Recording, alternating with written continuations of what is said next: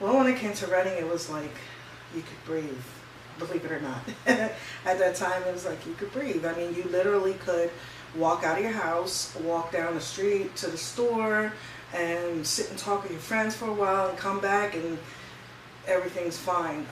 Now you can't so much as walk outside your door without locking it just to go to your car.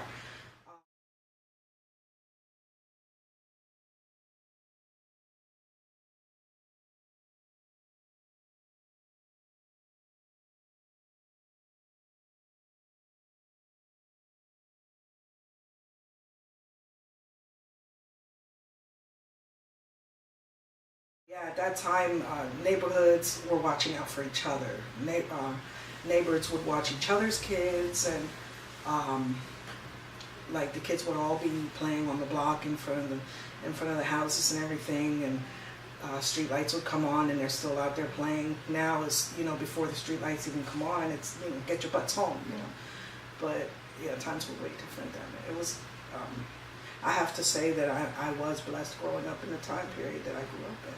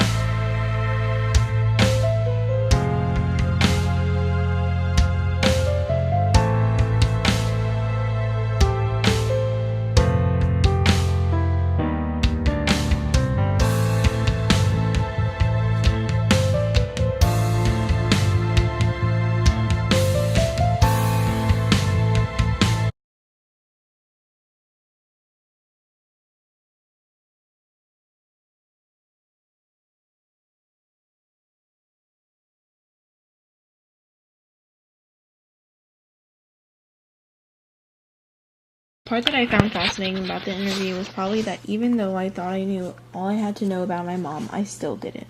I learned that my mom still hurts about the subject of divorce between her and my dad, even though they've been split up for years. The way she talks about him still sounds like she is completely in love with him, which for me wasn't a surprise. However, the amount of love she has for him still was what surprised me. In the interview, she even said, when I fell in love with him, it wasn't like anything I've ever felt before. While saying this, she began to giggle, and anyone could tell that after all these years, he still made her smitten, together or not. Another thing that was fascinating to me was how much of a troubled child she was growing up. My mother has always been very hard on me to get good grades and behave, which I never knew the real reason why. I assumed that it was because she was just doing her duty as a parent, but then she began to tell me about her as a teen. When I was a teenager, I was really screwing up my life, she told me. I was partying all the time, and I couldn't hold a job because I was always out with my friends. To me, this was unbelievable to hear. I couldn't grasp the thought that the person she tried so hard to keep me from being was exactly who she was when she was a teen. This made me appreciate my mom so much more. Knowing that she was speaking from experience gave me relief that she does in fact know what she was talking about. While talking to my mom, I learned something that I found myself often trying to ignore. Something that I really didn't pay attention to nor wanted to admit. This is that Reading, PA is no longer the same city I once loved and grew up in. In my interview, my mother said at that time neighborhoods were looking out for each other. This changed due to the financial problems the city had and by losing business. Another thing that contributed to this was the fact that many immigrants and jobless people fled to Reading, PA in order to get a job and have a better life for their families. However, they indirectly became the cause for this city's downfall. When you walk down the streets of Reading, PA, many things come to mind. One of the things that is definitely more prominent is poverty. In a New York Times article by Sabrina Tavernese, Reading is described as a struggling city of 88,000 that has earned the unwelcome distinction of having the largest share of its residents living in poverty. However, it wasn't always this way. Reading, PA was once considered a blooming city that was the home to the Reading Railroad and many big companies, including a steel factory. It was mainly middle class and had a population of 40,000 residents, who had almost 1,500 of those residents working for the Reading Railroad. But it is now home to more than 88,000 people and is plummeting very fast. In the 1980s, Reading was still considered a well-nourished city. The buildings made it look very beautiful and it was as busy as ever. There was a street called Penn Street, which was also very popular and had many shops. There were also two big department stores, then known as Whitman's and Pomeroy's. The city's businesses were blooming. Reading, PA was also home to things such as Fifth Avenue chocolate bars, before they were bought out by Hershey, Luden's cough drops, or candies, depending on the way you see it, the Reading Brewery, and the very famous Reading Railroad. Although Reading had many claims to fame in the 1800s through its end into the late 1900s, the Reading Railroad was its shining star. The Reading Railroad came to life by the works of a group named the Reading, who also worked very close with people in Philly to help make this railroad big as it was. It gained recognition to the city and helped travelers get transportation to come to the city. It also transported coal and steel. The web of the routes it reached went to places in New York, New Jersey, Delaware, and even some in Virginia.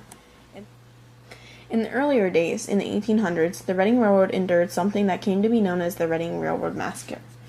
There's a special marker for it that says, in 1877, amidst hard times, unrest hit U.S. rail lines. Workers for the Reading Railroad had endured pay cuts. Here on July 23rd, militia fired into an unarmed crowd that blocked the trains, and 10 people were killed. U.S. troops reopened the railroad. This event had been one of the hardest obstacles the Reading Railroad had to get over. However, when it did get over it, it was better than ever. The railroad was one of the main benefactors toward Reading, PA's wealth. So when that diminished, so did the hopes of staying a well-developed city. What you saw in the 1980s in Reading is far off from what you will see now in 2015. What you saw in this video was community. There were kids playing, people hanging out on their porches, and houses well taken care of. Unfortunately, that is not the case anymore. In an article titled Extracting Art from a Downfall by Lynn Nottage for the New York Times, Nottage explains her trip to Reading, PA, along with her experiences. She says, "What I found was a racially diverse and fractured city that had once been a steel and manufacturing powerhouse, but had since become plagued by rising crime and unemployment." This description, I believe, is perfect for describing the state that the city is in. Everyone knows that poverty can change anything from good to bad really quick. This is exactly what happened in Reading, PA. But it didn't only happen to Reading. It also happened to other cities in the U.S., such as Gary, Indiana, Chicago, Illinois, and Stockton, California. One city in particular shares a similar demise as Reading had. This city is Detroit, Michigan. Detroit had once been a top manufacturing city in the U.S. However, like Reading, it is now poverty-stricken and crime is horrendous. Michael Snyder blames the millions of jobs that have left the country. Quote, 60 years ago, most Americans were decent, hard-working people, and there were always good jobs available for anyone that was willing to roll up his or her sleeves and put in an honest day of work. But now all that has changed. Over the past decade, tens of thousands of manufacturing facilities have shut down and millions of jobs have left the country. Unquote. This is a statement from his article called "These 12 Hellholes Are Examples of What the Rest of America Will Look Like Soon." I agree with this statement 100% because the proof is in the way these cities are remembered and how they actually are in present day. This goes to show you that Reading, PA is not the only city who experienced a huge downfall. While poverty is a big problem, so is crime. Reading, PA has 63.9% undocumented immigrants who also contribute greatly towards this. However, according to Don Spatz from the Reading Eagle, statistics for major crimes show the total was down by 6.5% to 3,335 cases in 2014, following a 19.8% drop in 2013. However, the total number of violent crimes, murder, rape, robbery, and aggravated assault, rose by 2.8% last year, after a 10.2% drop in 2013.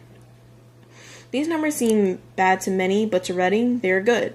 They show a decrease in crime, and from that, it shows the city struggling, but nonetheless trying to get back on its feet. Although many may talk bad about Reading, it will always be my home. This is the place where I was born, where I took my first steps, where I learned to walk, where I went to school, where I learned lessons that would take me far in life, and most importantly, where I learned the love. I know that Reading can get back on its feet, if not better. Continue in raising awareness and being one of those people helping Reading, PA to become that great city again. One that no one will be ashamed in calling home.